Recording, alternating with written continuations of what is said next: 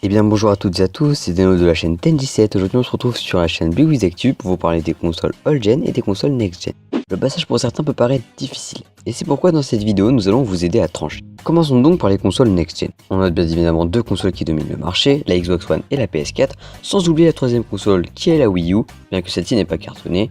Il faut savoir que Nintendo actuellement travaille sur une nouvelle console, la Nintendo Switch. Bon, nous ne sommes pas là pour trancher entre Microsoft, Sony et Nintendo, alors ne nous attardons pas.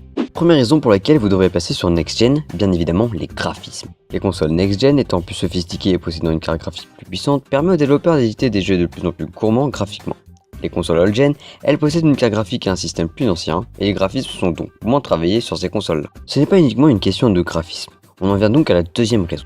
Je viens justement de vous dire que les consoles old-gen possèdent un système plus ancien. C'est pourquoi les éditeurs ne vont pas s'embêter à développer de nouveaux jeux sur ces consoles-ci pour se focaliser sur les jeux next-gen. Les nouveaux jeux sont donc pour la plupart uniquement sur next-gen. Comme vous avez pu le noter depuis le début de cette vidéo, une raison en entraîne une autre. Passons donc à la troisième raison. Le fait que les éditeurs ne développent plus de jeux sur old-gen va pousser vos amis, vos connaissances, votre entourage à acheter les nouvelles consoles. Ici on a donc affaire à un effet d'imitation, un effet de groupe qui va vous pousser, vous obliger même à passer sur Next Gen. Et donc quatrième raison, outre l'effet d'imitation, le fait que les gamers soient poussés à passer sur Next Gen rend les réseaux online des consoles old gen inactifs. Voilà donc 4 bonnes raisons de passer ou de rester sur Next Gen, mais qu'en est-il des avantages des consoles old gen? Certes, nous aurons des nouveaux jeux sur Next Gen, mais on n'aura pas les anciens. Et oui, votre console old gen vous permettra de rejouer à vos anciens jeux.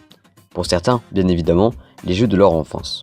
On notera bien évidemment que certains jeux sont remasterisés par les éditeurs, comme par exemple la Ezio Collection d'Assassin's Creed développée par Ubisoft, ou encore Crash Bandicoot qui arrive très prochainement. Passons maintenant à un avantage qui ne l'est pas forcément pour les pros Microsoft, mais qui l'est pour les pros PS. Et oui, car les réseaux en ligne sont devenus payants sur PlayStation 4.